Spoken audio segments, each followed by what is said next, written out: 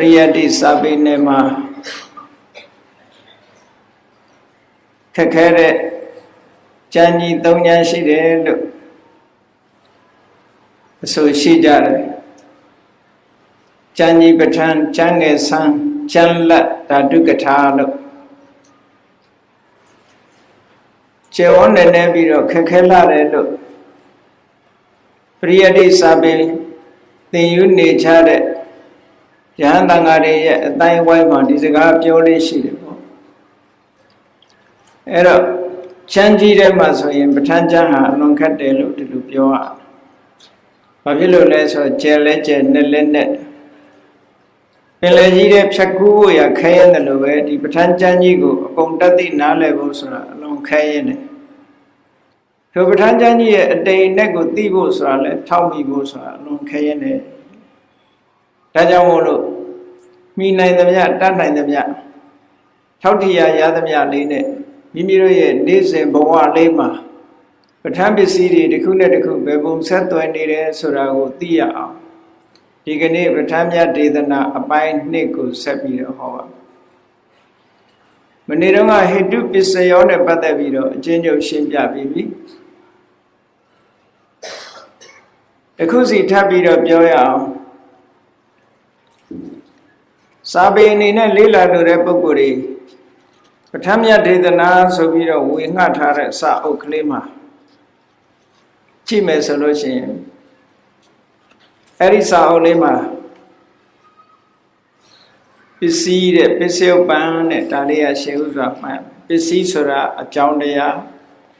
Pisio Ban Sura to a Joundea of Chipola, Judea. Tomo, Pisio Bansura, Pisidia, a Joundea, Nibido, Chesu Butare, Judea.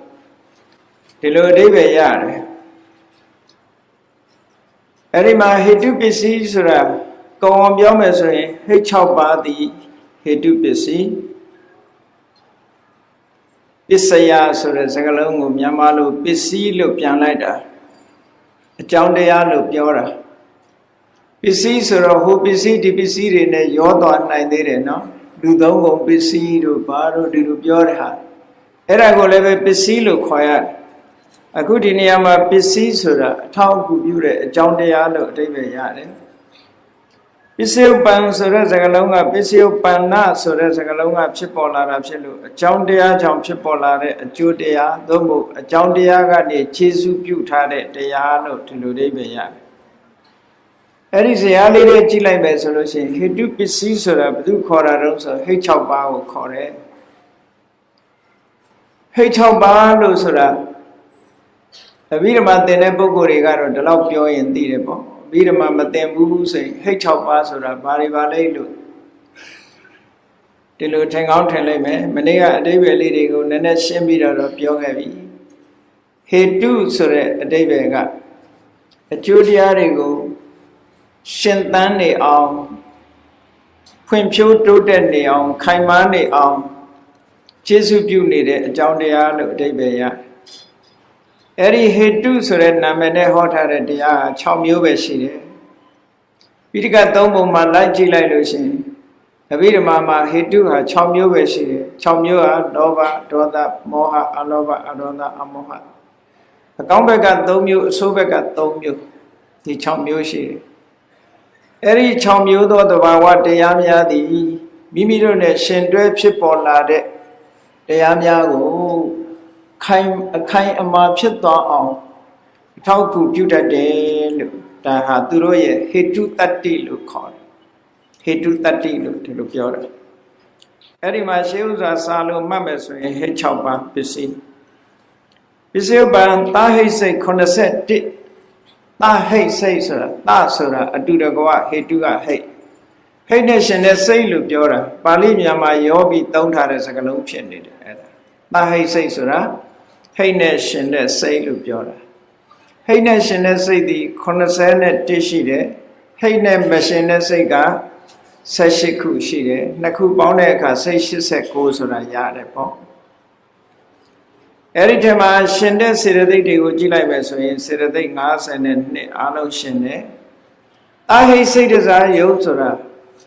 စိတ်ဒီအာဟိတ်စိတ်တာဟိတ်စိတ်လို့နှမျိုးခွဲထားတယ်ဟိတ်နဲ့ရှင်တဲ့စိတ်ဟိတ်နဲ့မရှင်တဲ့စိတ်ဟိတ်နဲ့ရှင်တဲ့စိတ်တွေကြောင့်ဖြစ်တဲ့ယုတ်ကိုအာဟိတ်စိတ်တစားယုတ်လို့ဒီလိုပြောတာစိတ်တစားဆိုတာစိတ်တဆိုတာစိတ်ကြောင့်စားကဖြစ်လာတာအဲ့ဒီတည်းပဲစိတ်ကြောင့်ဖြစ်တဲ့ယုတ်မြန်မာပြည်မှာလည်းပဲဒီစကားလုံးကသုံးထားတာဆိုတော့စိတ်တစားယောဂဒီစကားလုံးကိုသုံးထားတယ်ဟုတ်လားစိတ်ထဲမှာဖြစ်တဲ့ယောဂစိတ်တစယောဂစိတ်ဆွဲလန်းပြီးတော့စိတ်ထဲမှာဖြစ်နေတဲ့ယောဂစိတ်တစယောဂဒီနေရာမှာစိတ်တစယုတ်ဆိုတာစိတ်ကနေထုတ်လုပ်လိုက်တဲ့ယုတ်တရားတွေကိုစိတ်တစယုတ်လို့ခေါ်တယ်။နောက်သာဟိပဋိတန်နေကာမဇယုတ်ဆိုတာပဋိတရေစိတ်ကလည်းပဲသာဟိပဋိတရေရှိတယ်အာဟိပဋိတရေရှိတယ်ပေါ့သာဟိပဋိတရေဆိုတာဟိတ်နဲ့ရှင်တဲ့ပဋိတရေစိတ်ဥပမာမဲ့မာဝိဘစိတ်၈ခုနဲ့ပဋိတရေနေလို့ရှိရင်သာဟိပဋိတရေစိတ်လူတွေမှာမာဝိဘစိတ်၈ခုဆိုတာနဲ့ပဋိတရေနေကြတယ်ဗြဟ္မာတွေမှာရူပဝဆရစိတ်၅ခုနဲ့ပဋိတရေနေတယ်အရူပဝဆရဗြဟ္မာတွေမှာအရူပဝဆရစိတ်၄ခုနဲ့ပဋိတရေနေတယ်နောက်တချို့အစစ်မမီတဲ့လူသားတွေကြတော့ကုသလဝိဘက်တန်တိရဏဆိုတဲ့အာဟိစိတ်နဲ့ပဋိတရေနေတယ်။ကျန်တဲ့အပယ်လေးပုံသားအလုံးသည်အကုသိုလ်ရဲ့အကျိုးဖြစ်တဲ့အကုသလဝိဘက်တန်တိရဏစိတ်နဲ့ပဲပဋိတရေနေကြတယ်။ဒီတန်းတွေကတော့အဘိဓမ္မာမသိဘူးလို့ရှိရင်ခက်ခဲနေလေဦးမယ်နော်။နာမည်တွေခေါ်ရတာခက်နေတယ်ပေါ့။အဲ့တော့နာမည်တွေခေါ်ရတာခက်လို့ရှိရင်တရိစ္ဆာန်ရဲ့တရေစိတ်လို့ပဲဒီလိုမှတ်တာငရဲတရိစ္ဆာန်ပြိတ္တာတို့ရဲ့တရေစိတ်လို့ပဲဒီလိုမှတ်တာအဲ့ဒီတရေစိတ်ကတူတူပဲငရဲသားတွေရဲ့တရေစိတ်ရဲ့တရိစ္ဆာန်ရဲ့တရေစိတ်ရဲ့ပြိတ္တာတွေရဲ့တရေစိတ်ရဲ့တူတူပဲလို့အဲ့ဒါတွေကိုအဟိတ်ဒါကြောင့်ဗမာတွေကပြောကြတယ်လေဗမာစာထဲမှာအဟိတ်တရိစ္ဆာန်ဆိုပြီးတော့ပြောကြတယ်နော်ဒီစာပေကနေပြီးတော့ထွက်ပေါ်လာတဲ့အသုံးအနှုန်းတွေမြောက်များစွာရှိတယ်အဟိတ်တရိစ္ဆာန်တွေပါလို့ပြောကြတယ်နော်တရိစ္ဆာန်တွေကလောဘဒေါသမောဟအလောဘအရောဓအမောဟလို့ဆိုတဲ့ကောင်းတဲ့ဟိတ်တွေနဲ့ရှင်တွဲပြီးတော့သူတို့တရေစိတ်မှာဖြစ်ပေါ်လာတာမဟုတ်ဘူးဟိတ်မဲ့တရေစိတ်တွေနဲ့ပရိသေနေလာတဲ့ပုဂ္ဂိုလ်တွေဒီလိုဆိုလို့လေအဲ့တော့ဒါဟေတုပစ္စည်းနဲ့ပစ္စယုပ္ပံကိုရှေးဥစွာဒီလိုမှတ်ထားကဲဟေတုတတ္တိဆိုတာလေးကသစ်မြစ်သည်ရေသောမြစ်ကလေးဟာဘယ်သစ်ပင်ကရေသောမြစ်ပဲဖြစ်ဖြစ်ထိုသစ်ပင်ဟာရှင်သန်ပြီးတော့ဖွံ့ဖြိုးတိုးတက်နေတာအသီးတွေအပွင့်နေနဲ့ဟုတ်လားနှစ်ပေါင်းကြာအောင်ရှင်သန်နေတဲ့သစ်ပင်ကြီးတွေဟာဘယ်သူကထောက်ပံ့ထားတာတော့ဆိုရေသောမြစ်ကထောက်ပံ့တာအဲ့ဒီရေသောမြစ်ရဲ့စွမ်းရည်တတ္တိကိုဟေတုလို့ခေါ်တယ်ဟေတုတတ္တိအခိုင်အမာဖြစ်အောင်ရှင်သန်နေအောင်ထောက်ပံ့ကူညီထားတဲ့တတ္တိသည်ထူးခြားတဲ့တတ္တိတစ်ခုပဲကဲလောဘလေးကိုပြောရအောင်လူတိုင်းဟာလိုချင်တဲ့စိတ်ဖြစ်ခဲ့ကြတယ်ဖြစ်နေကြတယ်လိုချင်တဲ့စိတ်ဖြစ်ပြီဆိုလို့ရှိရင်ထိုလိုချင်တဲ့စိတ်ကိုဘယ်သူကနေပြီးတော့တည်ထက်နေအောင်လုပ်နေတယ်လဲဆိုရင်လိုချင်မှုဆိုတဲ့လောဘတရားကတည်ထက်နေအောင်လုပ်ထားတယ်ထိုလိုချင်တဲ့စိတ်ကိုအကြောင်းပြုပြီးတော့စိတ်တစားယုတ်တွေကိုထုတ်လုပ်ပေးနေတယ်နှုတ်ကထုတ်ပြောတယ်ခန္ဓာကိုယ်ဒီလက်ရောက်လုပ်တယ်ဆိုတဲ့ကိုယ်အမူအရာနှုတ်အမူအရာတွေဖြစ်ပေါ်လာတယ်အဲ့ဒီဖြစ်ပေါ်လာအောင်ဘယ်သူကနေပြီးတော့ရှင်သန်အောင်လုပ်ထားတယ်လဲဆိုရင်ဟောဒီလောဘလေးကလုပ်ထားတယ်ဒါကြောင့်မို့လို့ဒီလောဘလေးကိုဟေတုတတ္တိလို့ခေါ်တယ်သူရဲ့အကျိုးဆက်တွေသူရဲ့အကျိုးတရားတွေဆက်လက်ဖြစ်ပေါ်နေအောင်သူကခိုင်ခံ့နေအောင်တည်မြဲနေအောင်စွမ်းဆောင်ပြီးတော့ထားတယ်ဒီတတ္တိကိုဟေတုတတ္တိလို့ပြောတာကဲလူလောကမှာလွယ်လွယ်ပြောမယ်ဆိုလို့ရှိရင်စာလို့ပြောရင်တော့လောဘနဲ့လောဘမူလစိတ်လို့နှမျိုးခွဲရ လောဘဆိုတာလိုချင်တဲ့သဘောလေးကိုပြောတာအဲ့ဒီလိုချင်တဲ့သဘောလေးသည်လောဘမူလစိတ်နဲ့ရှင်တွဲပြီးတော့ဖြစ်တဲ့စေတသိက်တရားသာဖြစ်တယ်အဲ့ဒီလောဘမူလစိတ်ဖြစ်လာလို့ရှိရင်လောဘစေတသိက်တစ်ခုတည်းသာဖြစ်တာမဟုတ်ဘူးကြံတဲ့စေတသိက်တွေလည်းဖြစ်သေးတယ်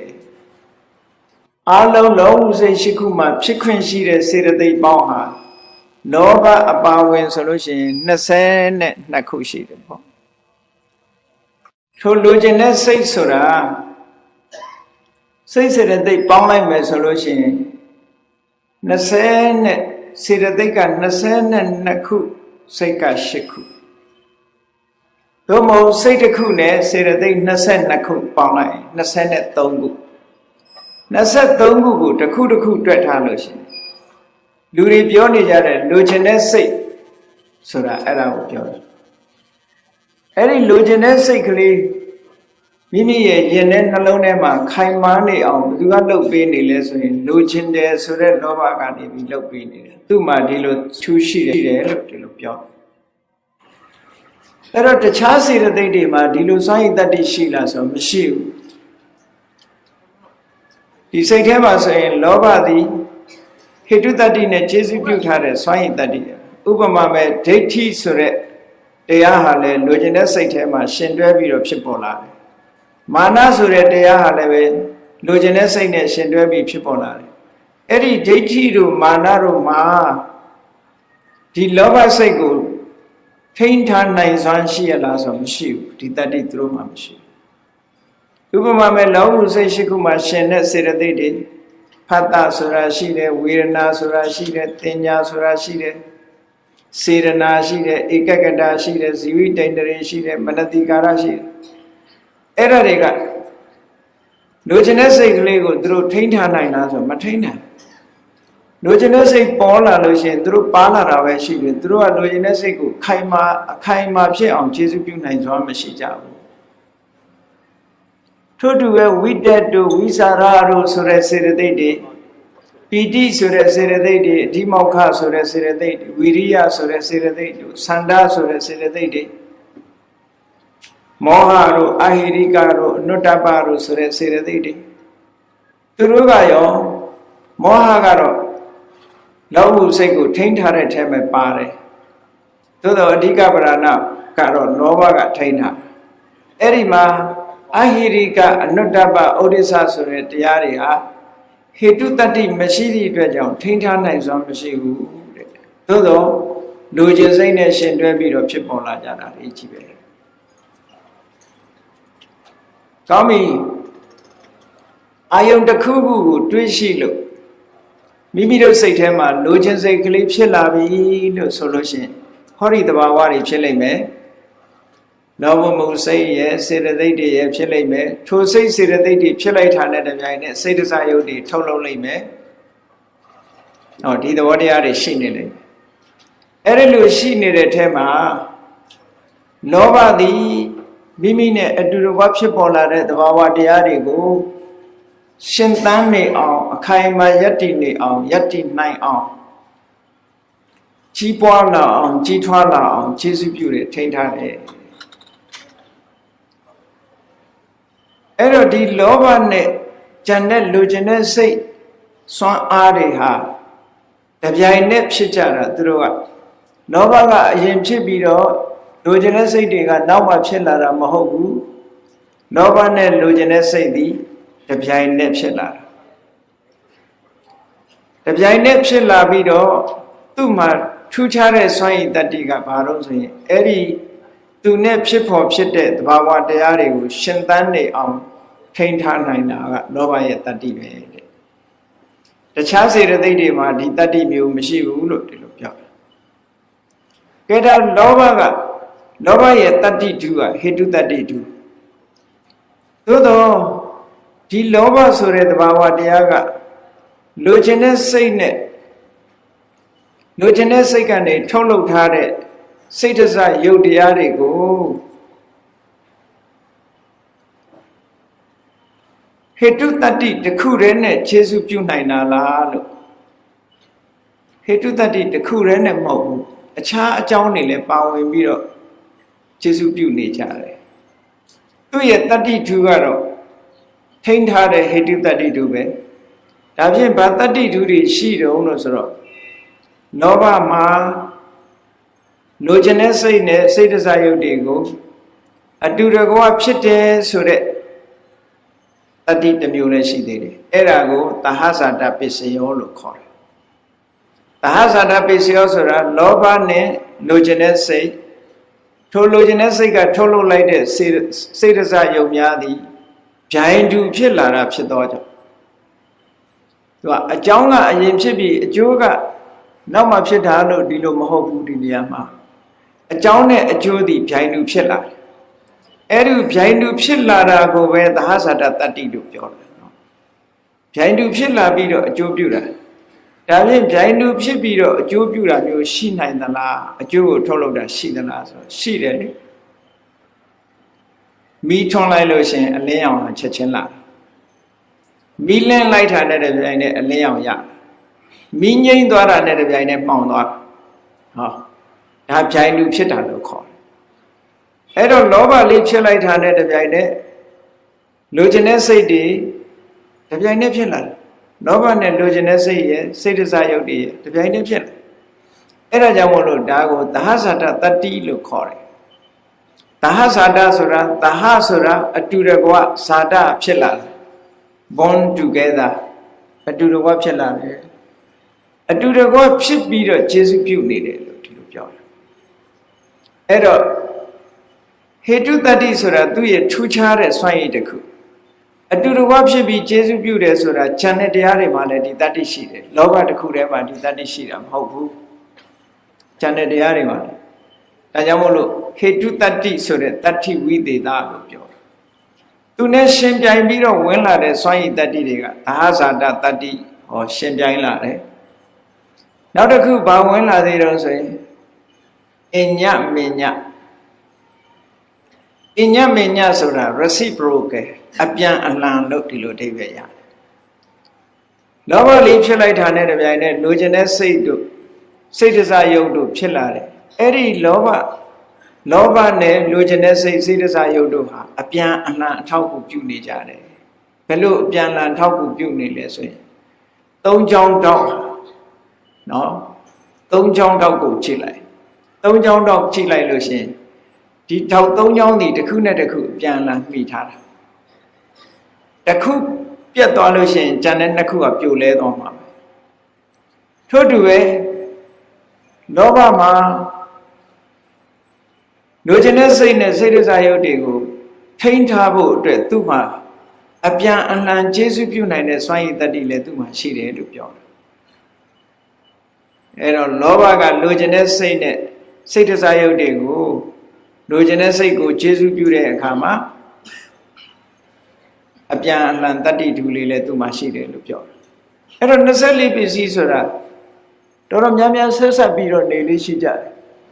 ပစ္စည်းတစ်ခုနဲ့တစ်ခုကဆက်သွယ်ပြီးတော့နေတယ်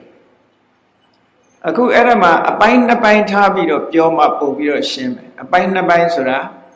လောဘနဲ့လိုချင်တဲ့စိတ်ကတစ်ပိုင်းလောဘနဲ့လိုချင်စိတ်ကြောင့်ဖြစ်လာတဲ့ယုတ်ကတစ်ပိုင်းလို့ဒီလိုနှစ်ပိုင်းခွဲပြီးတော့ပြောအဲ့တော့လောဘနဲ့လိုချင်တဲ့စိတ်လောဘနဲ့လိုချင်တဲ့စိတ်ကြောင့်ဖြစ်လာတဲ့စိတ်တစားယုတ်သို့မဟုတ်လောဘနဲ့လိုချင်တဲ့စိတ်ရဲ့လိုချင်တဲ့စိတ်ကြောင့်ဖြစ်လာတဲ့ယုတ်ရဲ့သုံးအုပ်စုခွဲကြည့်လိုက်လောဘကအကြောင်းတရားလိုချင်တဲ့စိတ်ကအကျိုးတရားဒါတစ်ခုလောဘကအကြောင်းတရားလိုချင်တဲ့စိတ်ကြောင့်ဖြစ်ပေါ်လာတဲ့ယုတ်ကအကျိုးတရားနောက်တစ်ခါလောဘကအကြောင်းတရားလိုချင်တဲ့စိတ်ရဲ့စိတ်ကြောင့်ဖြစ်တဲ့ယုတ်ရဲ့ကအကျိုးတရားလို့သုံးစုခွဲကြည့်လိုက်သုံးစုခွဲလာတဲ့အခါမှာရှင်ပြိုင်ပြီးတော့ဝင်လာတဲ့တတ္တိတွေတစ်ခုနဲ့တစ်ခုမတူဘူးလို့ဒီလိုပြောအဲ့ဒီမဲ့အားလုံးမှာပါဝင်နိုင်တဲ့တတ္တိတွေကဘာလို့ဆိုရင်အခုပြောခဲ့တဲ့လောဘနဲ့လိုချင်တဲ့စိတ်ရဲ့လိုချင်တဲ့စိတ်ကြောင့်ဖြစ်တဲ့ယုတ်ရဲ့အဲ့ဒီနှစ်ခုသည်အတူတကွဖြစ်နေတာဖြစ်သောကြောင့်သဟဇာတတတ္တိလောဘနဲ့လိုချင်တဲ့စိတ်ကြတော့အပြန်အလှန်ရသည့်အတွက်ကြောင့် အညမညတတ္တိတစ်ခုပိုးလာ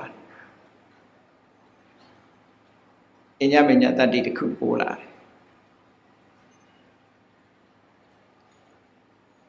နောက်တစ်ခုကဘာတတ္တိရှိတော့ဆိုရင်လောဘကနေပြီးတော့လိုချင်တဲ့စိတ်ရဲ့လိုချင်တဲ့စိတ်ကြောင့်ဖြစ်တဲ့ရုပ်ရဲ့အဲ့ဒီနှစ်ပိုင်းကလောဘကဘာတတ္တိနဲ့ခြေစုပြုသေးလဲလို့ဆိုရင်နေတယတတ္တိနေတယပစ္စယော24ပေစီထဲမှာနေတယပစ္စယောနေတယပစ္စယောဆိုတာမိယာအနေထားဖြင့်ခြေစုပြုတာ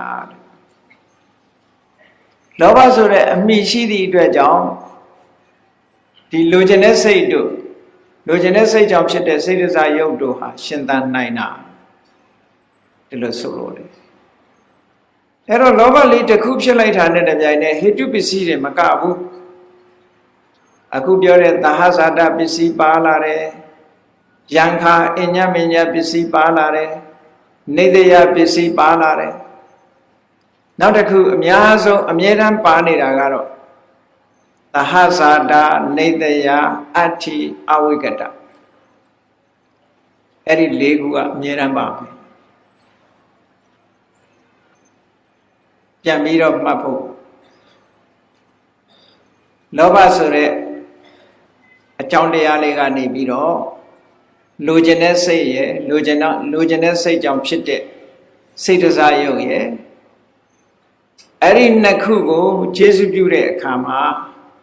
သူ့ရဲ့တတ္တိထုကဟေတုပစ္စယောဟေတုတတ္တိဟာသူ့ရဲ့တတ္တိထုတာမန်တခြားစိတ်တွေလို့တာမန်တတ္တိအနေနဲ့ပါဝင်တာတွေကဘာတွေတုံးဆိုသဟဇာတပစ္စယောအတူတကွာဖြစ်ပြီးတော့ကျေစုပြုတယ်နေတယပစ္စယော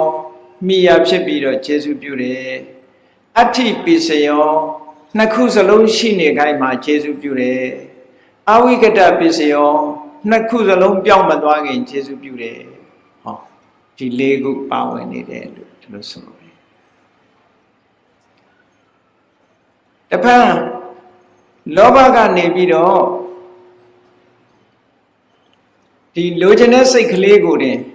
ကြည့်မယ်ဆိုလို့ရှိရင်လောဘကအကြောင်းတရားလိုချင်တဲ့စိတ်ကလေးကအကျိုးတရားလို့ပြောတဲ့အခါကျတော့အခုပြောတဲ့တတ္တိ၄မျိုးအပြင်နောက်ထပ်ဘာတွေပါလာတော့ဆိုအညမညပါလာမယ်အညမညပစ္စယောအပြန်အလှန်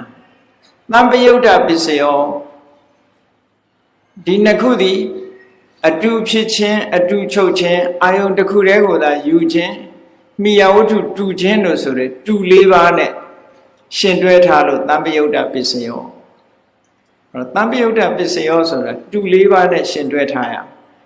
တူ၄ပါးဆိုတာဘာတော့ဖြစ်တာတူတယ်ချုပ်တာတူတယ်အာယုန်တူတယ်မိယာဝတ္ထုတူတယ်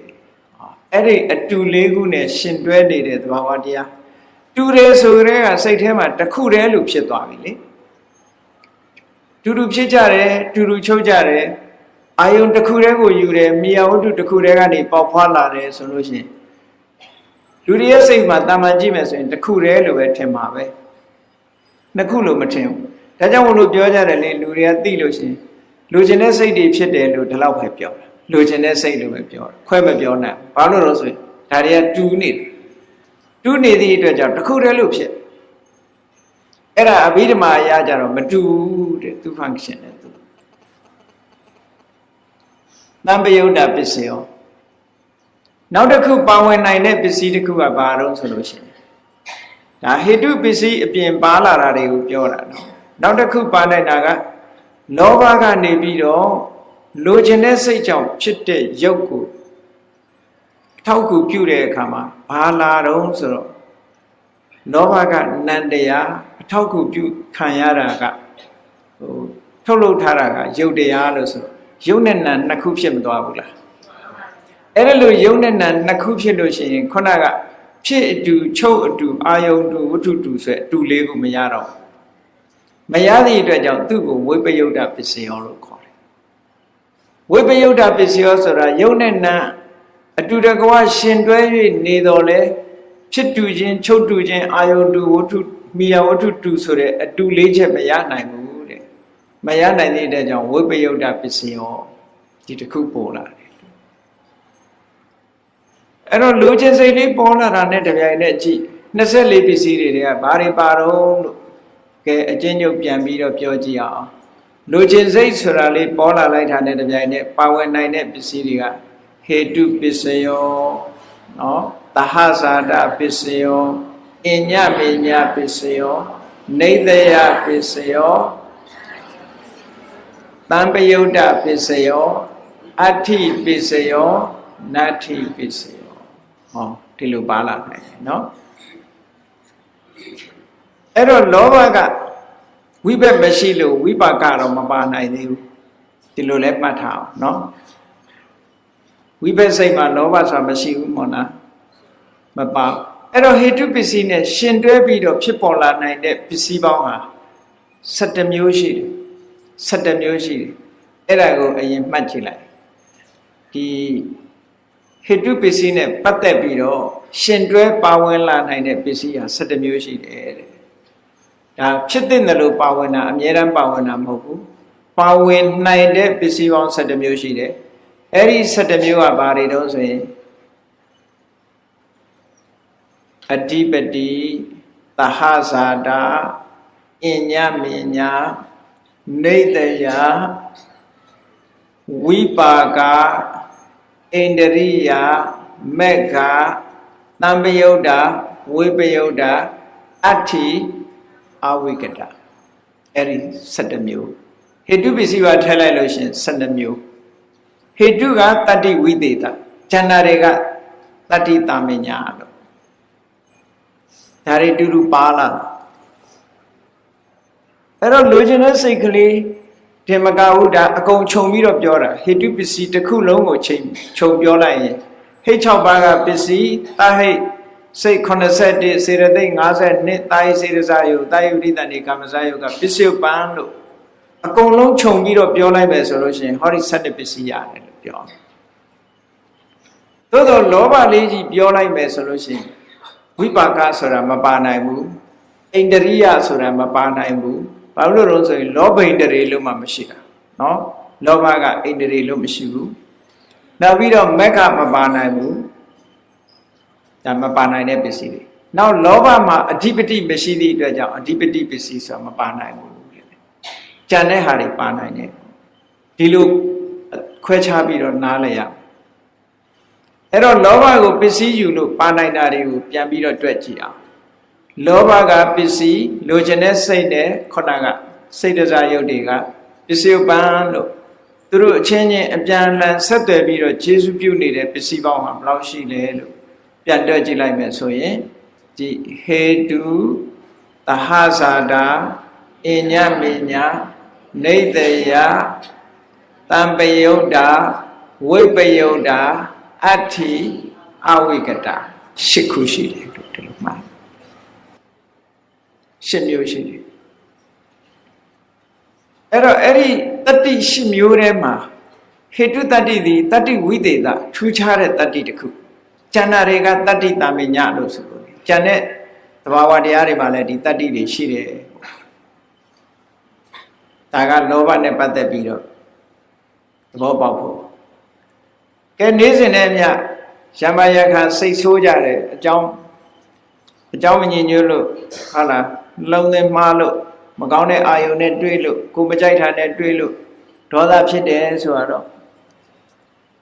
အရကပြောရင်စိတ်ဆိုးတဲ့စိတ်လို့ပြောတယ်စိတ်ဆိုးတဲ့စိတ်လို့ပြောတဲ့အခါမှာစိတ်ဆိုးတယ်လို့ပြောတဲ့ထဲမှာဒေါသလေးပါတယ်အဲ့ဒီဒေါသနဲ့ရှင်တဲ့စိတ်တွေပါသူတို့နဲ့ရှင်တွဲဖြစ်တဲ့စေတသိက်တွေပါအဘိဓမ္မာနဲ့ပြောမယ်ဆိုလို့ရှိရင်ဒေါသမှုစိတ်2ခုနဲ့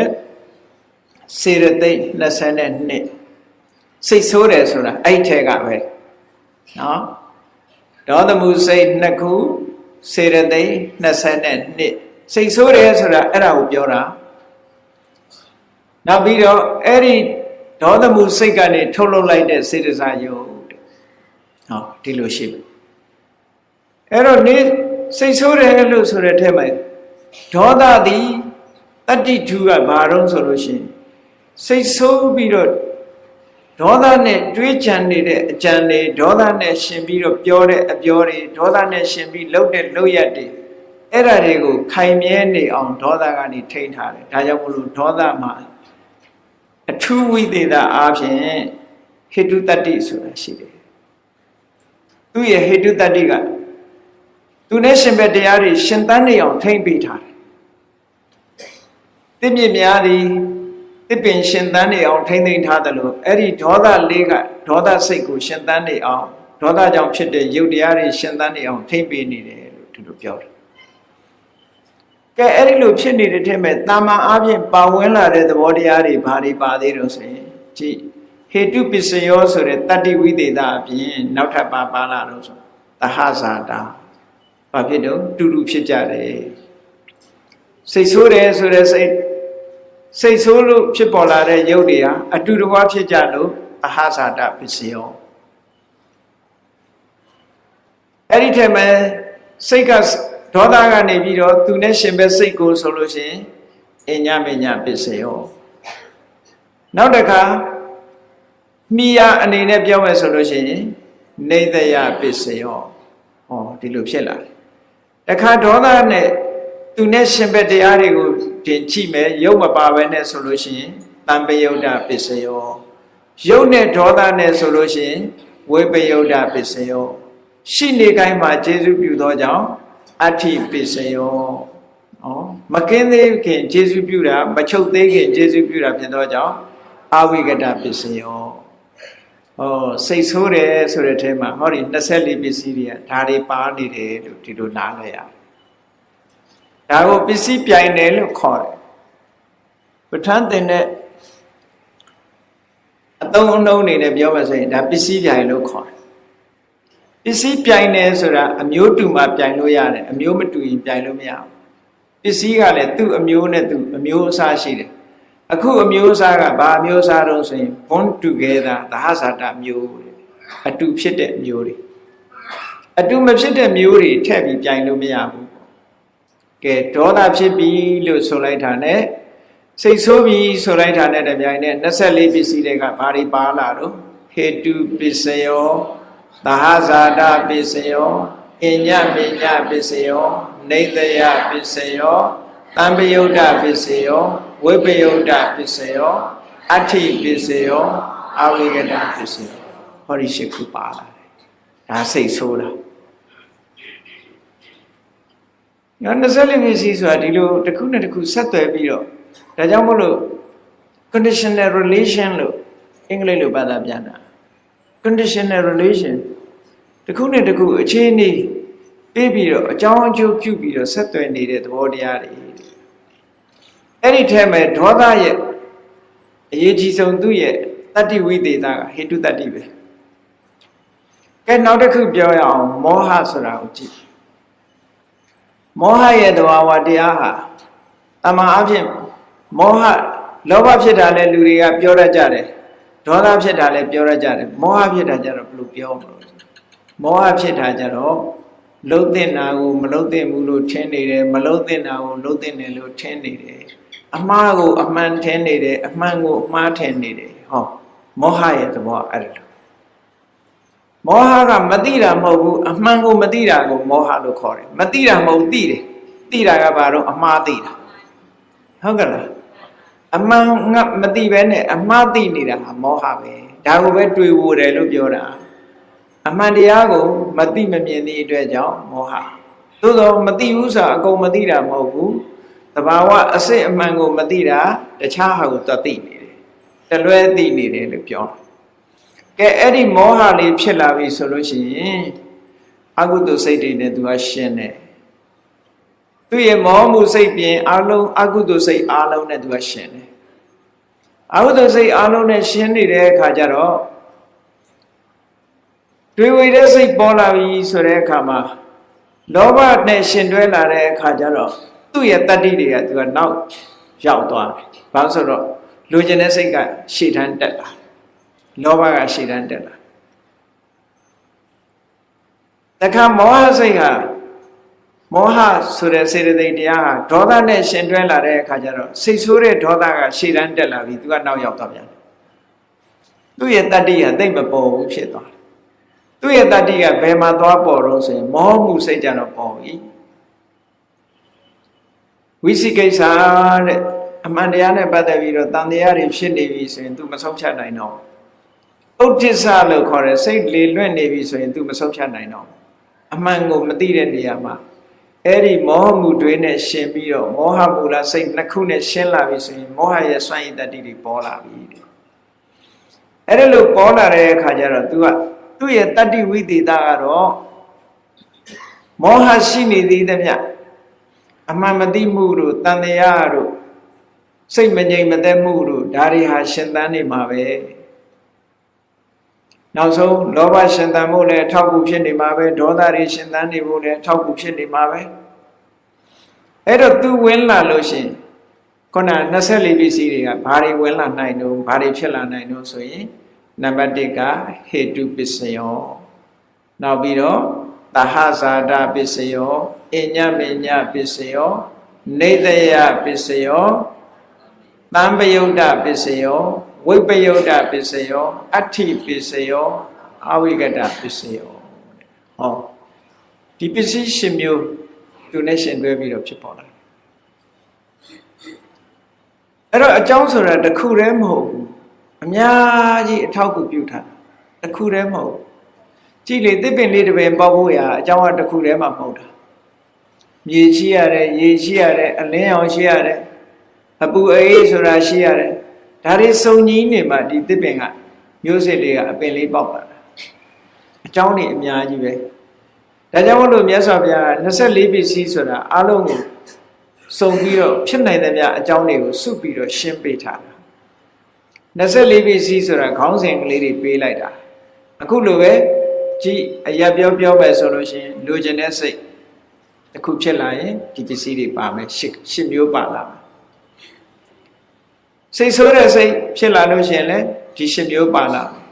အမှန်မသိပြီးနဲ့တွေ့ဝေးနေတဲ့စိတ်ပေါ်လာလို့ရှိရင်လည်းဟောဒီရှစ်မျိုး24ပစ္စည်းတွေကဒီရှစ်မျိုးပါနေတယ်ဆိုတာကိုသတိထားဖို့ပေါ့ငါစိတ်ဆိုးပြီလို့ကိုယ့်ကိုယ်စိတ်ဆိုးရင်ကြည်ဟောတာတွေဒီလိုဖြစ်နေတာဆိုတာကိုသိရမယ်နော်သူဆိုင်ရာအကြောင်းတရားတွေဒါကမကောင်းတဲ့ဘက်ကပြောတာတခါကောင်းတဲ့ဘက်ကချီးကြအောင်ဆိုအလောဘတဲ့အလောဘဆိုတဲ့ဒီသဘာဝတရားဖြစ်ပေါ်လာတဲ့အခါကျတော့သူကကောင်းတဲ့စိတ်တွေနဲ့ရှင်တွဲလာတယ်သူကြတော့မဟာကုသိုလ်စိတ်တို့ဉာဏပုဂ္ဂိုလ်မှာဆိုရင်မဟာကရိယာစိတ်တို့နောက်ပဋိသရေခာပိုဋိခာတို့မဟာဝိဘတ်စိတ်တို့နောက်ရူပဝဆရကုသိုလ်စိတ်တို့ဇန်စိတ်တွေနဲ့သွားပြန်လို့ရှင်လေအလောဘပါတယ်ရူပဝဆရကုသိုလ်စိတ်ဉာဏပုဂ္ဂိုလ်တွေဆိုရင်ကရိယာစိတ်ဗြမာရိယတဏ္ဍဆိုရင်ဝိဘတ်စိတ်ရူပဝဆရဝိဘတ်စိတ်အရူပဗြမာရိဆိုလို့ရှိရင်အရူပဝဆရဝိဘတ်စိတ်အရူပဇံရတဲ့ပုဂ္ဂိုလ်တွေဆိုရင်အရူပဝဆရကုသိုလ်စိတ်ဉာဏပုဂ္ဂိုလ်ဆိုလို့ရှိရင်အရူပဝဆရကရိယာစိတ်နောက်မဲ့ရတဲ့ပုဂ္ဂိုလ်တွေမဲ့စိတ်ဖို့ရတဲ့ပုဂ္ဂိုလ်တွေဖို့စိတ်လို့ဆိုအလောဘကနေအကျယ်ကြီးပဲအလောဘကနေအကျယ်ကြီးအဲ့ဒီအလောဘဆိုတဲ့ဟိတ်ကလည်းပဲဟိတုတ္တိနဲ့သူကကျေစုပြုတယ်သူနဲ့အတူတကွဖြစ်တဲ့တရားတွေဒါပေမဲ့ဗျိုင်းလူဖြစ်တယ်လို့မပြောလို့မရဘူးနော်မဟာကုသိုလ်စိတ်နဲ့ဖြစ်နေတဲ့အလောဘသည်ရူပဝဆရကုသိုလ်စိတ်နဲ့ဖြစ်တယ်လို့ပြောလို့မရဘူးသူဟာနဲ့သူနော်အရူပဝဆရကုသိုလ်စိတ်နဲ့ဖြစ်တယ်လို့ပြောလို့မရဘူးမဲ့နဲ့ဖြစ်နေတယ်လို့ပြောလို့မရဘူးဖို့နဲ့ဖြစ်တယ်လို့ပြောလို့မရဘူးမဟာကုသိုလ်စိတ်နဲ့ရှင်ပြီးတော့ဖြစ်မယ်ဆိုရင်မဟာကုသိုလ်စိတ်နဲ့ပဲဖြစ်မယ်သူကဖြစ်နိုင်တာတွေကိုပြောတာသူရှင်နိုင်တာတွေကိုပြောရင်အကုန်ရှင်လို့ရတယ်လို့ဒီလိုပြောတယ်ကဲကောင်းပြီဒါနကောင်းမှုပြုဖို့စိတ်ဝင်စားတယ်လှူခြင်းတန်းကျင်တဲ့စိတ်ကလေးဖြစ်လာပြီဆိုရင်ဟောအလောဘလေးဖြစ်လာအဲ့ဒီအလောဘဖြစ်လာလို့ရှိရင်ခုနကကုသိုလ်မဟာကုသိုလ်စိတ်လေးဖြစ်လာပြီဆိုပါစို့အဲ့ဒီအလောဘဖြစ်လို့မဟာကုသိုလ်စိတ်ကလေးကုသိုလ်စိတ်ကလေးဖြစ်လာပြီဆိုတဲ့အချိန်မှာဘာပစ္စည်းတွေဝင်လာတော့အဲ့ဒီကုသိုလ်စိတ်ကလေးကိုဘယ်သူကထိမ့်ပေးထားတော့ဆိုရင်ဟောဒီအလောဘကနေထိမ့်ပေးထားတယ်အဲ့ဒါကြောင့်မို့လို့သူ့ကိုဟေတုပစ္စယောလို့ပြောတာဒါကတတ္တိဝိသေသသူ့ရဲ့ ထူးခြားထက်မြက်တဲ့တတ္တိတစ်ခုအများလိုပဲတတ္တိပေးနိုင်တာတွေကဘာတွေတုံးဆိုလို့ရှိရင်သဟဇာတပစ္စယောဟုတ်ကဲ့လားအညမေညပစ္စယောနေတယပစ္စယောနောက်ပြီးတော့ဝိပါကပစ္စယောကုသိုလ်ဝိဘက်ဆိုလို့ရှိရင်သူကဝိဘက်စိတ်တွေမှာရှင်တဲ့အခါမှာဆိုရင်ဝိပါကပစ္စယောရတယ်ကုသိုလ်ရှင်တဲ့အခါမှာကုသိုလ်ရှင်တဲ့အခါတော့ဝိပါကမရဘူးเนาะဝိဘက်ဟိတ်ဆိုမှဝိပါကကိုရတယ်ကဲသူကဖြစ်နိုင်လို့ဝိပါကပစ္စယောနောက်တစ်ခုကတံပယုဒ္ဓပစ္စယောဝိပယုဒ္ဓပစ္စယောအဋ္ဌိပစ္စယောအဝိကတပစ္စယောလို့ဟောဝိပါကပါထည့်ပြီးတော့တွက်လိုက်မယ်ဆိုလို့ရှိရင်သူကပိုးလာတတ္တိတွေပိုးလာတယ်။ဘာဖြစ်လို့လဲဆိုမဟာဝိဘက်စိတ်မှာလည်းအာလောဘကရှင်နိုင်တာကိုကုသိုလ်စိတ်မှာဖြစ်တဲ့အချိန်မှာဆိုရင်တော့ဝိပါကမပါဘူးလို့ဒီလိုမှတ်ရမယ်။ဒါရှင်ပြိုင်လာတဲ့တတ္တိတွေ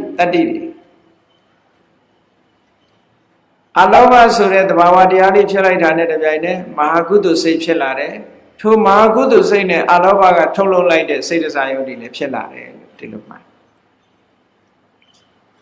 တို့တူပဲအဒေါသကိုတော့အဒေါသမုဒိမှုကင်းပြီးတော့မေတ္တာတရားမေတ္တာသက်ဝင်လာတယ်ဒေါသဆိုတဲ့တရားကိုဖယ်ရှားလိုက်ပြီးတော့စိတ်ထဲမှာမေတ္တာတွေဖြစ်လာတယ်အဲ့ဒီမေတ္တာတရားဖြစ်လာပြီးလူတွေမှာမေတ္တာစိတ်ဝင်လာပြီဆိုလို့ရှိရင်ဘာဖြစ်လဲဆိုရင်မဟာကုသိုလ်စိတ်ဖြစ်လာတယ်မဟာကုသိုလ်စိတ်ကထုတ်လုပ်တဲ့စိတ်တရားယုတ်တွေဖြစ်လာတယ်အဲ့ဒီလိုအဒေါသကနေပြီးတော့မေတ္တာပို့နေပြီဆိုတဲ့စိတ်ကလေးပေါ်လာပြီမေတ္တာပို့တဲ့စိတ်ထဲမှာဆိုရင်ဘာပစ္စည်းတွေလာတော့ဆိုရင်ဟေတုပစ္စယောသဟဇာတပစ္စယောအညမေညပစ္စယောနေတယပစ္စယောနေတယပစ္စယောတံပယုဒ္ဓပစ္စယောဝိပယုဒ္ဓပစ္စယောအဋ္ဌိပစ္စယောအဝိကတပစ္စယောရေပုံရအပြင်ဒါဒီတိုင်းလာအမောဟလို့ဆိုရယ်ပညာလေးဝင်လာပြီဆိုပါစို့ခုနကအမှားမှန်ခွဲခြားပြီးတော့သိသွားပြီသဘာဝတရားတွေရဲ့အစစ်မှန်ကိုသိသွားတဲ့အမောဟဆိုတဲ့အသိဉာဏ်ဖြစ်လာပြီဖြစ်လာလိုက်တာနဲ့တပြိုင်နက်သူကမဟာကုသိုလ်စိတ်၄ခုရော့သွားတယ်ဉာဏ်နဲ့ရှင်တဲ့မဟာကုသိုလ်စိတ်၄ခုပဲဖြစ်တယ်ဉာဏ်မပါတဲ့မဟာကုသိုလ်စိတ်မဖြစ်တော့အမောဟဖြစ်လာလိုက်တာနဲ့တပြိုင်နက်မဟာကုသိုလ်နဲ့တင်ပြောမယ်ဆိုရင်အမောဟဖြစ်လာလို့ရှိရင်မဟာကုသိုလ်ဉာဏတံမျိုးစိတ်၄ခုဖြစ်လာမဟာကုသိုလ်ဉာဏတံမျိုးစိတ်၄ခုရဲ့စေတသိက်ရဲ့အဲ့ဒီစိတ်စေတသိက်တွေကထုတ်လွှတ်လိုက်တဲ့စေတစာယုတ်ရဲ့လို့ဒီလိုဖြစ်လာတဲ့အခါကျတော့သူကြတော့စွမ်းရည်တတ္တိတွေပိုးလာတယ်ဒီဘသူတွေပိုးလာတော့ဆိုရင်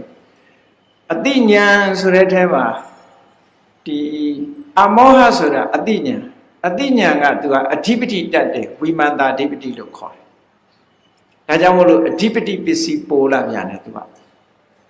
နောက်ဣန္ဒြေထဲမှာပဉ္ိန္ဒြေဆိုတာရှိတယ်ပဉ္ိန္ဒြေပါလာတဲ့အတွက်ကြောင့်ဣန္ဒြိယပစ္စယောလည်းပါလာပြန်တယ်သူကနောက်တစ်ခုကသမ္မာဒိဋ္ဌိမဂ္ဂင်လို့ဆိုတာမျိုးပါလာတဲ့အတွက်ကြောင့်မဂ္ဂပစ္စည်းလည်းပါလာတယ်သူကပုံများတယ်သူ့ကိုကြည့်ပြီးတော့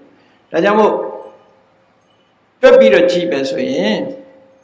အမောဟဆိုတဲ့အသိဉာဏ်လေးဖြစ်ပြီးတော့ကုသိုလ်လုပ်ပြီးဆိုပါစို့ဒါနကောင်းမှုသီလကောင်းမှုဘာဝနာကောင်းမှုတခုလုပ်ပြီးဆိုလို့ရှိရင်ဘာပစ္စည်းတွေပါလာတော့ဆိုရင်ဟေတုပစ္စယောရဲ့အဓိပတိပစ္စယောရဲ့သဟဇာတပစ္စယောရဲ့အညမေညပစ္စယောနေတယပစ္စယောဣန္ဒြိယပစ္စယောမဂ္ဂပစ္စယောတံပယုဒ္ဓပစ္စယောဝိပယုဒ္ဓပစ္စယောအဋ္ဌိပစ္စယောအဝိကတပစ္စယောဟုတ်အကယ်၍ဝိပဿိတ်မှာရှင်တဲ့အလောဘအရောဓအမောဟတို့ဆိုလို့ရှိရင်ဝိပါကထက်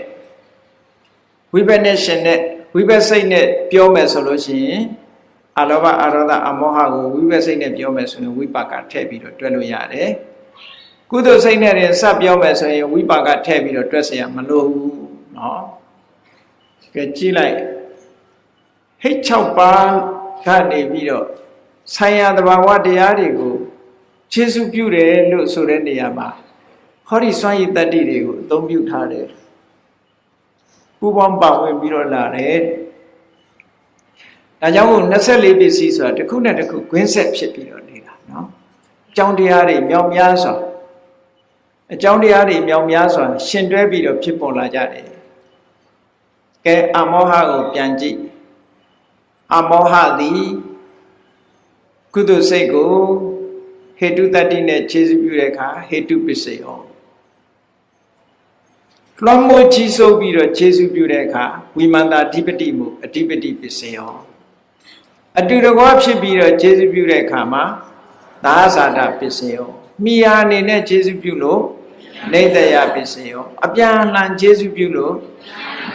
အညပညာပစ္စယောဣန္ဒြေဆိုတာဆံရကိစ္စမှာကြီးစိုးပြီးတော့ခြေစပြုလို့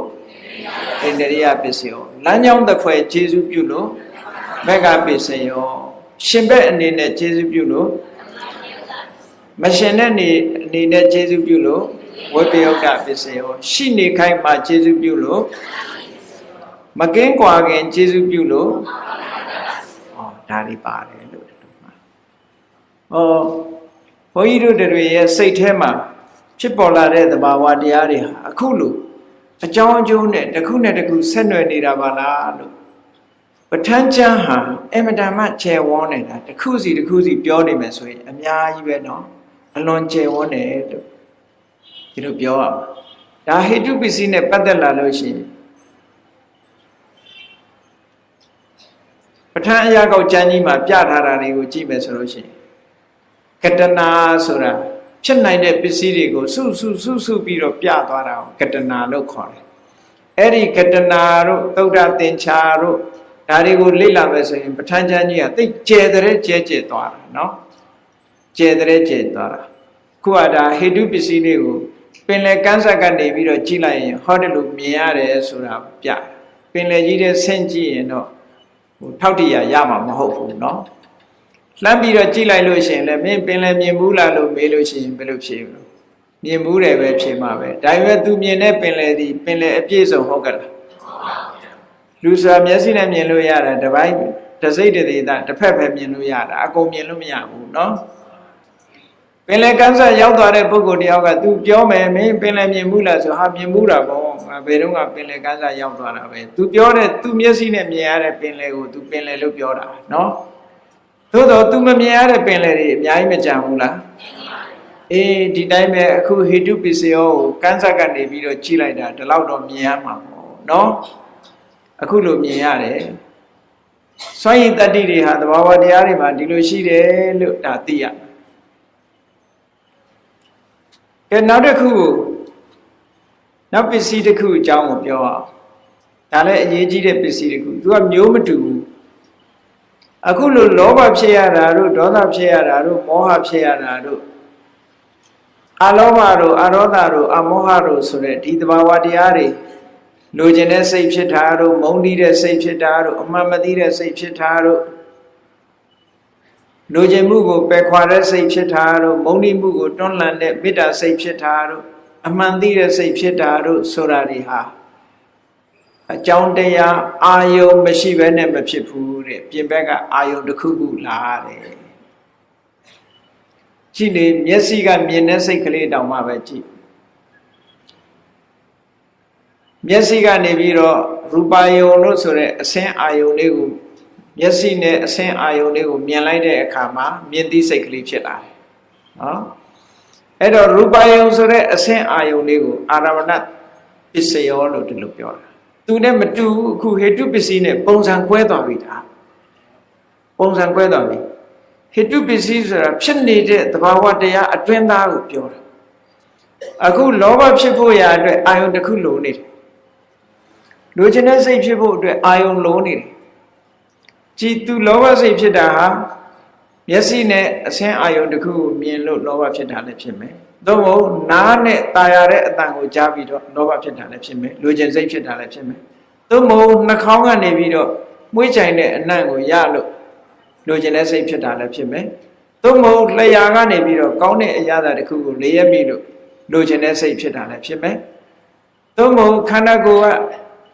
အ အထီးတွေ့ကောင်းတဲ့အရာတစ်ခုကိုထိပြီးတော့နောက်ထပ်ထိကျင်တွေ့ကျင်တဲ့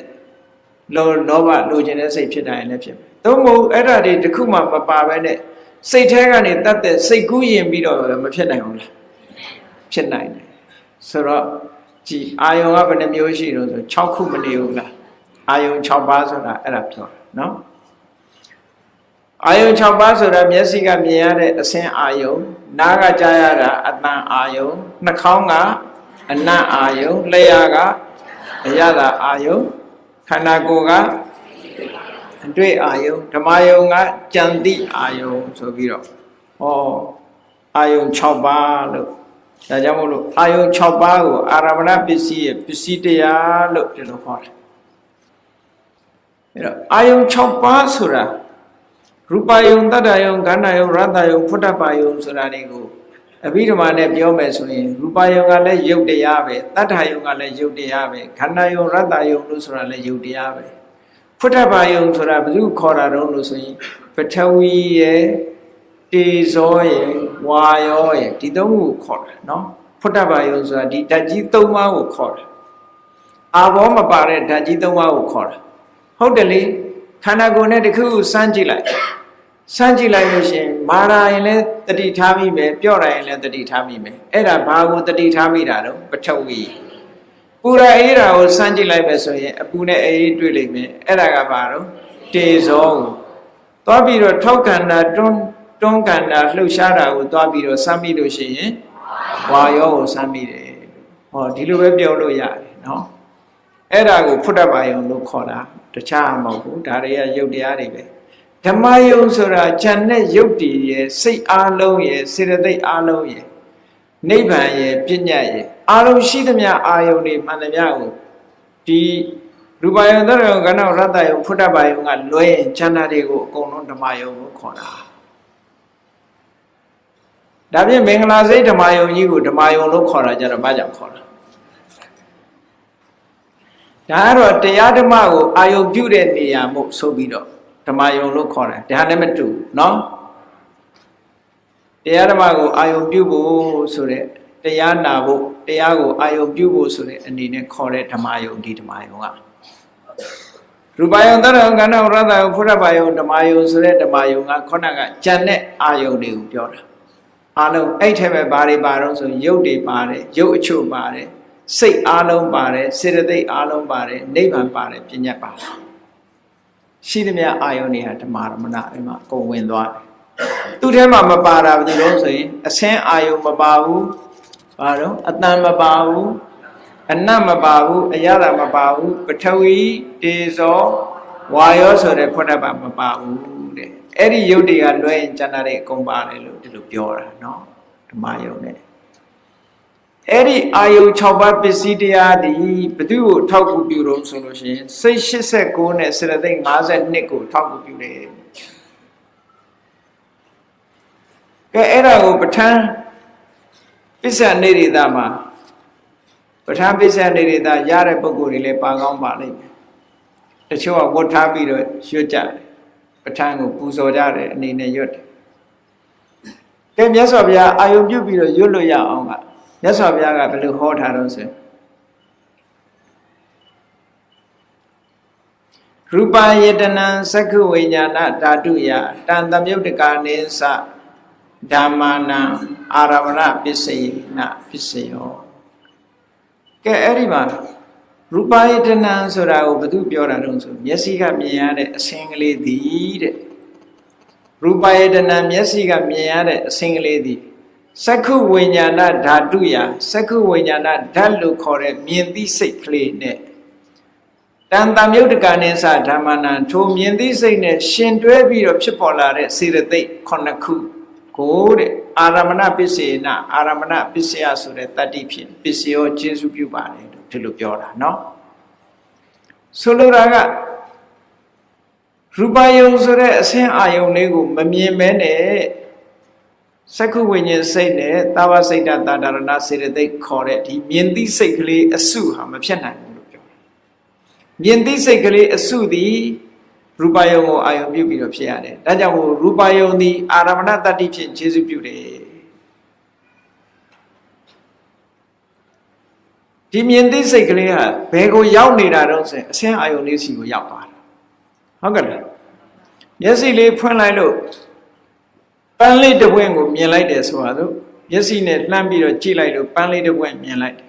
ပန်းလေးတစ်ပွင့်မြင်ပြီးတော့ပန်းဆိုတဲ့အတိတ်ကလေးသိလာတယ်ဆိုရင်ကြည့်ပန်းကိုမြင်ပြီးတော့မြင်သိစိတ်ကလေးဖြစ်ပေါ်ပုံလေးက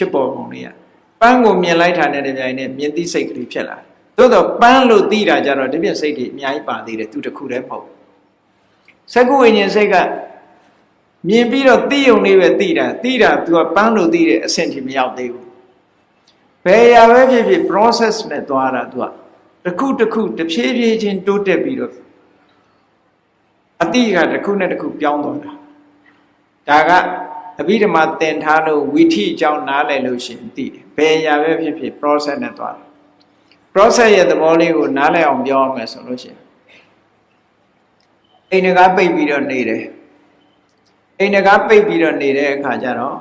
ကိုယ့်ရဲ့မိတ်ဆွေတယောက်ကတယ်လီဖုန်းမဆက်ဘဲနဲ့ရောက်လာဘာလုပ်လဲတကားလာခောက်ကိုကအခန်းထဲမှာနေတယ်တကားခောက်တယ်တကားခောက်လိုက်တဲ့အခါကျတော့ကြည်တကားခောက်တာကပထမဆုံးပေါ်လာတဲ့အရာဟုတ်ကဲ့လားတကားခောက်လိုက်တော့ဘာလုပ်လဲတကားထပြီးတော့ဖွင့်တယ်ဖွင့်လိုက်တဲ့အခါဘယ်သူမြင်လို့လာတဲ့လူမြင်တယ်မြင်ပြီးတဲ့အခါကျတော့လာပါဖိတ်ခေါ်လာပါဖိတ်ခေါ်ပြီးတဲ့အခါဘာကိစ္စလာတာတော့ဆိုတာမေးတယ်ဘာကိစ္စလာတယ်ဆိုတာသိတယ်သိပြီးတဲ့အခါကျတော့ဟိုလားကော်ဖီတို့ဘာတို့ ਨੇ အခန်းစကားစပြီးပြောပြီးတော့ပြန်သွားတယ်တကားလေးပိတ်သွားဒါ process ပဲဖြစ်စဉ်လေးတစ်ခုဟုတ်ကဲ့လားအဲ့တော့ဖြစ်စဉ်လေးကတစ်ခုနဲ့တစ်ခုတူးရလားတကားခောက်လိုက်တဲ့အချိန်နဲ့ခုနတုန်းကနောက်ပိုင်းဖြစ်တာတွေနဲ့တူးရလားတကားခောက်လိုက်တယ်ဆိုတာဗာနဲ့ဥပမာတူတော့ဆိုရင်ပင်စတော်တာဝေဇန်စိတ်ဖြစ်တာနဲ့တူတူပဲမျက်စိကိုအဆင်းအာယုန်တွေကလာတိုက်လိုက်တာတကားခောက်လိုက်တာပဲအဲ့ဒါတကားခောက်လိုက်တဲ့အခါကျတော့ပင်စတော်တာဝေဇန်စိတ်လေးကတကားကိုဖွင့်ပေးလိုက်သူကဖွင့်ပေးတာ तू မမြင်ဘူးတကယ်ကြတော့ तू ကဘာမှမမြင်ဘူး तू ကတကားဖွင့်ရုံပဲဖွင့်ဟုတ်လားပူပေါင်းဆောင်ရဲ့ပုံကိုကြည့်ခုနကတော့လူတယောက်တည်းကလှုပ်သွားတာတဘာဝတရားတွေကြတော့တစ်ခုတည်းကလှုပ်တာမဟုတ်ဘူးတကားခောက်တန်ကြားလို့တကားကိုဖွင့်လိုက်တာလေးကပင်စရတဝေဇန်စိတ်ကဖွင့်လိုက်တာပင်စရတဝေဇန်စိတ်သည်ရူပယုံကိုမြင်သလားလို့ဆိုမမြင်ဘူးတဲ့မြင်တာကဘယ်သူကမြင်တာတော့စက္ခုဝိညာဉ်စိတ်လေးကမြင်တာစက္ခုဝိညာဉ်စိတ်လေးကမြင်ရုံပဲမြင်တယ်သူလက်ခန္ဓာမရှိဘူးလက်ခန္ဓာကတမ္ပတိဆိုင်ဒါအာယုန်တစ်ခုအသိဝင်လာရင်လက်ခံတယ်ဆိုတာသဘောတရားအစဉ်ပဲ reception ပေါ်ခုခေတ်လို့ပြောမယ်ဆိုရင်ဟိုတယ်တွေဘာတွေသွားရင် reception ရှိရတယ်မဟုတ်လားသူကလက်ခံလိုက်တာလက်ခံပြီးရင်ဘာလုပ်တယ်စုံစမ်းတယ် investigation လို့ပြန်တယ်အမှန်တော့ checking ပေါ့ဘာလုပ်တာလဲမေးလိုက်တဲ့အခါကျတော့တိလိုက်တယ်ဝုထောဆုံးဖြတ်တယ်ဆုံးဖြတ်ပြီးတဲ့အခါကျတော့သဝနအာယုန်ရဲ့အရာတာကိုတွေ့ကြုံခံစားရတယ်ဇောဖြစ်တယ်ဇောဖြစ်ပြီးတဲ့အခါဒရာယုံပြန်ပြီးတော့နှုတ်ဆက်တယ်နှုတ်ဆက်ပြီးတော့ပြန်ထွက်သွားတယ်ပေါ့ဒါ process ပဲအဲ့ဒီထဲမှာဇောအဆင့်ကသာလဲစွန့်ရည်တတ္တိအရှိဆုံးပဲကြံတဲ့ဟာတွေကရှေ့ပိုင်းကလှုပ်ဆောင်ချက်တွေကြီးပဲ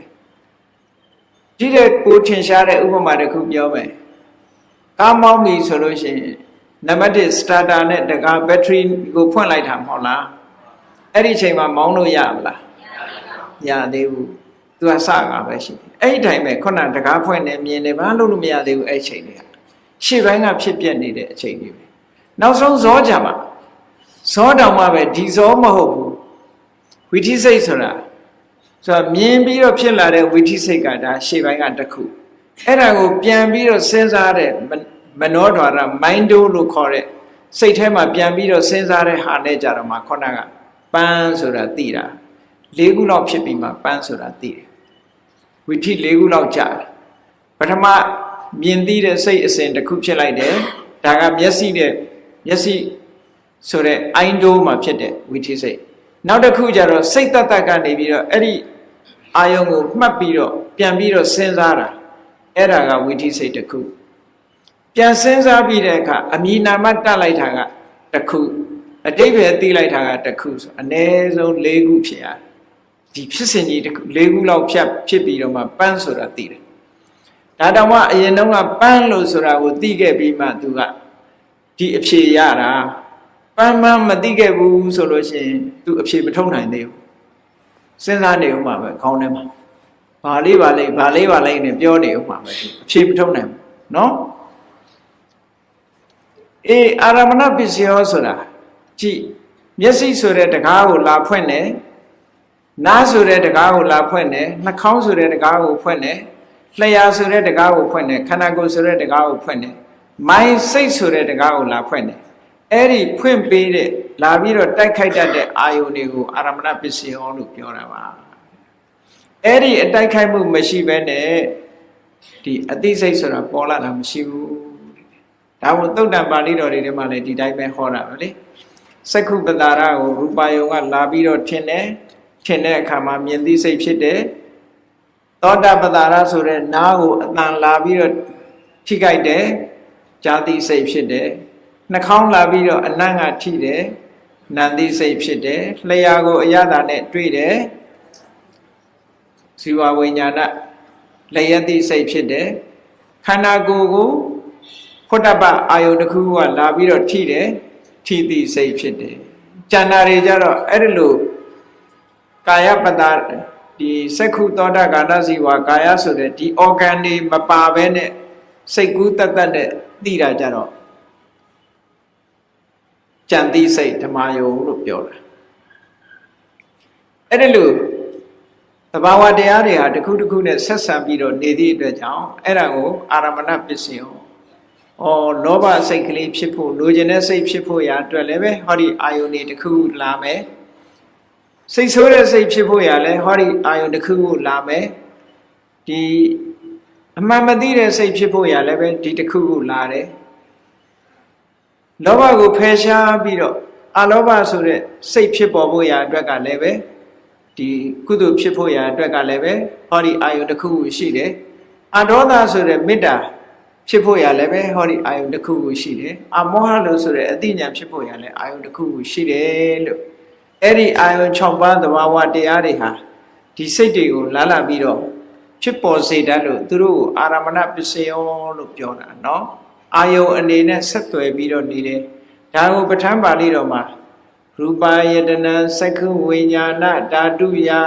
တံတံမြုတ္တကာနိသဓမ္မာနံအာရမဏပစ္စယေနပစ္စယောတတ္ထာယတနံသောတဝိညာဏဓာတုယတံတံမြုတ္တကာနိသဓမ္မာနံအာရမဏပစ္စယေနပစ္စယောခန္ဓာယတနံကာဏဝိညာဏဓာတုယတံတံမြုတ္တကာနိသဓမ္မာနံအာရမဏပစ္စယေနပစ္စယောရာတာယတနံဇီဝဝိညာဏဓာတုယတံတံမြုတ္တကာနိသဓမ္မာနံအာရမဏပစ္စေနပစ္စယောဖုတ္တပါယရဏံကာယဝိညာဏဓာတုယတံတံမြုတ္တကာနိသဓမ္မာအာရမဏပစ္စေနပစ္စယောရူပါယတနံတတ္တယတနံခန္ဓာယတနံရတ္တယတနံဖုတ္တပါယရဏမနောဓာတုယတံတံမြုတ္တကာနိသဓမ္မာနံအာရမဏပစ္စေနပစ္စယောဟောဒီလိုလာတာဒါနော်ပိစ္ဆဒရဝိဇံတမ္ပတိဆိုင်ကိုရည်ရွယ်ပြီးတော့မနောဓာတ်လို့ပြောတာအဲ့ဒီမနောဓာတ်ကအာယုံယူနိုင်တာမျက်စိကလာတာကိုလည်းအာယုံယူတယ်ရူပယုံကိုလည်းအာယုံယူနိုင်တယ်တတ္တယုံခန္ဓာယုံရတ္တယုံဖုတ္တပါယုံဒါတွေကိုအာယုံယူနိုင်တယ်နောက်ကျန်တာတွေကြတော့ယံယံဓမ္မအာရဘယေယေဓမ္မဥပ္ပိဇန္တိစိတ်တစရတိကာဓမ္မတေတေဓမ္မတေတံတေတံဓမ္မနာအာရမဏပစ္စေနပစ္စယောကြည်ယံယံဓမ္မအာရဘဆိုအာယု6ပါးဘယ်ဟာကိုပဲဖြစ်ဖြစ်အမိပြုပြီးတော့ဖြစ်လာတာကတော့စိတ်နဲ့စေတသိက်နှစ်ခုပဲဟုတ်လားစိတ်နဲ့စေတသိက်နှစ်ခုပဲအာရမဏပစ္စည်းကကျေစုပြုခံရတာစိတ်စေတသိက်နှစ်ခုတည်းပဲရုပ်မပါဘူးဒီထဲမှာနော်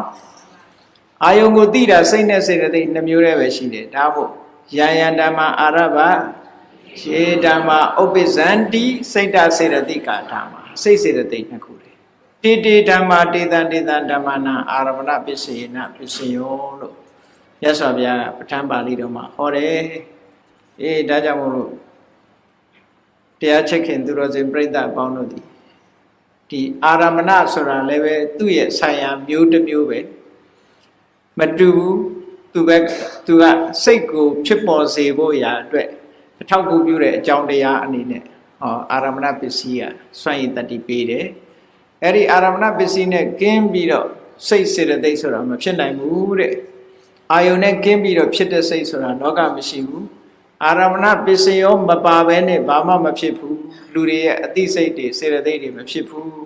အဲကြောင့်မို့24ပစ္စည်းမှာဒီကနေ့ဟေတုပစ္စယောနဲ့ဆက်သွယ်လာတဲ့တခြားပစ္စည်းတွေရဲ့အခုအာရမဏပစ္စယောရဲ့ဒါကိုရှင်းလင်းဟောကြားတာဖြစ်ပါတယ်နောက်တရက်ကျရင်အပိုင်း3ကျရင်ရှေ့ဆက်ပြီးတော့ပဋ္ဌာန်းပစ္စည်းများအကြောင်းကိုရှင်းလင်းဟောကြားမှာဖြစ်ပါတယ်ဒီကနေ့တော့အားလုံးတရားချက်ခင်သူတော်စင်ပြိဿတို့သည်ဘုရားမြတ်စွာဟော